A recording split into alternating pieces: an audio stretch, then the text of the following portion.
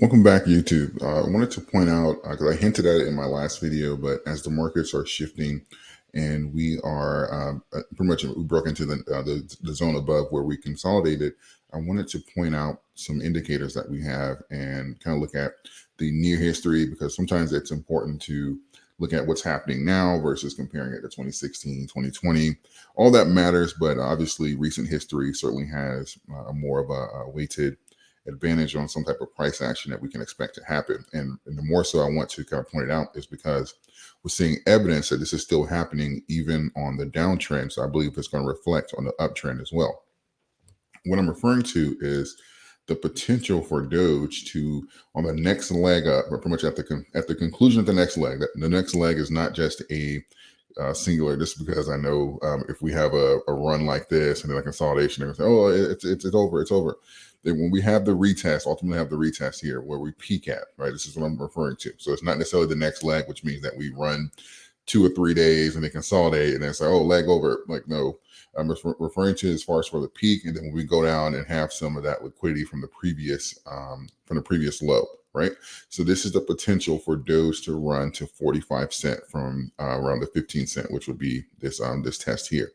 And I want to point this out because two of the indicators I like to use here is the 14 and the 72, because you can use when you're talking about moving averages. I know for those of you that chart as well, I know you can use other moving averages. You can use a 50-day, a 100-day, a 7-day, 21-day, whatever. You can customize it. You can do 23 days. It's up to you. But these are the ones that I've been using for years, and I use them because they're very strong indicators, and they're not going to be necessarily skewed by new shock value because of the amount of days that's in there. That stuff kind of gets weighed out over short term versus if you're using like a 7-day and there's like a war or a J Powell thing or something like that, and you're trying to trade it, it's going to affect your data that you're kind of reading.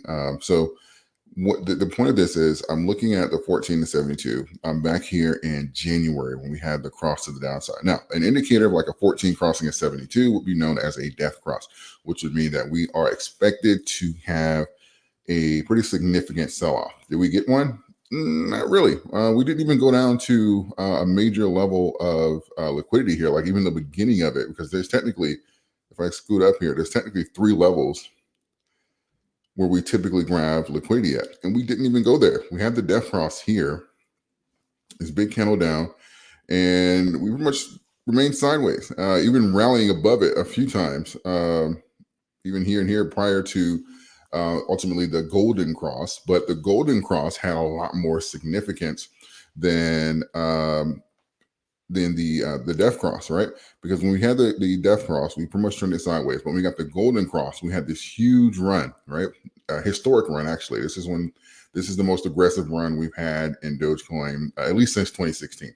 I didn't go back prior to that, but at least since 2016, this is the most aggressive period that we've had, the most consecutive green days going back that far with the last 2 cycles. So and then we had obviously the test at around like 20 cent, and then we had the consolidation, then we rallied to around 22.8, almost 23 cent.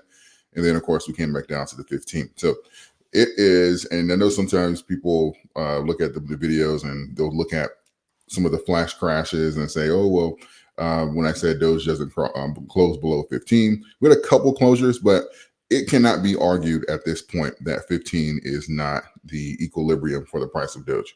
The evidence here is overwhelming. 1, 2, 3, 4, 5, 6, 7, 8, 19 rejections off of the 15 mark. Now, did we have a closure down here? Yes, but we had an engulfing candle where it rallies back up, right? And that's more so, even more evidence that you need that the market is pricing in Dogecoin at least 15 cent, or that when it's below it, that's really the best time to buy because of the aggression that comes into the coin.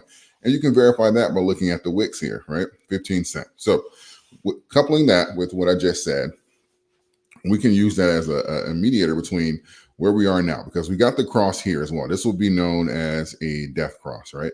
And we went down to pretty much previous support, right? Same thing we had happen here when we had the death cross. Where was Doge's low, right? Previous support around 7.753. Not a significant effect to the downside, but the upside obviously had a huge effect. So that indicator here, if we're holding true, what happened here on the death cross? Well, we went down to roughly where we were before, around the 15 cent. Even prior to we were still on the high from the initial run up. Prior to the 14 crossing the 72, we were bouncing off of the 15 mark, right? We had a little bit of an overshoot, like for less than a day, but we still closed at around the 13 and 15 mark, right? So we had, excuse me, this is the 13, sorry. But so we had the bounce here off of the 13, and this is where we were grabbing liquidity from before we rallied back up here to the 15, right? So it hasn't done anything that is a divergence from what happened the first time we had this 14 crossing the 72. So what that means is if we are following this trend to the T, right, we got a 3X here on the cross. So what that would mean is if we're looking at something like this, then we're positioning ourselves to have that run from as a multiplier for somewhere between 13 and 15 cent, right? Putting us at a high of around 45 cent for the next major leg, right? So it's pretty much like a 3X from 15. So even if you want to say 40 to 50 cents, somewhere in that range would be for as far as for like the next leg up. And that's the case that you can make for this based off of recent trends. This isn't even gathering data from some of the older trends. We're talking about the last 4 or 5 months here. We're talking about 2024 trends, right? So this here is the most, I guess you can consider up to date, right? Charting that we can see here as far as for the trajectories of this trend. And I think this is very important here to see, to kind of measure if we're going to have this similar aggression, because as we get closer to peak bull run, as we get closer to liquidity coming into the market, even from the institutional level, we can expect to see these kinds of moves. And sometimes it happens even faster, because once we start talking about peak bull run, we'll start to see even greater swings overall in the market. Then, of course, we have catalysts and news as far as for Doge acceptance, X payments, all that kind of stuff out there that's still brewing. But we're talking about here just off of the allocation of capital from an institutional perspective, right? That's really what happens when you look at like something like a coin market cap and you see all the charts matching up and they all get money flowing at the same time, or money leaves at the same time. We're talking about institutional allocation of capital, right?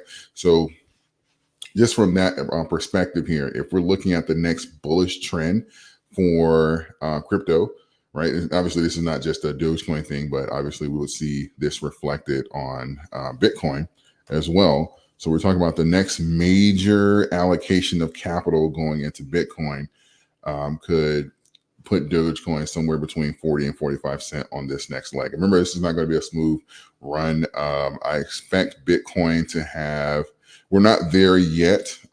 We can do some cross references between like Bitcoin and Doge, but I expect Bitcoin to have a sell-off somewhere around 90 to 100,000.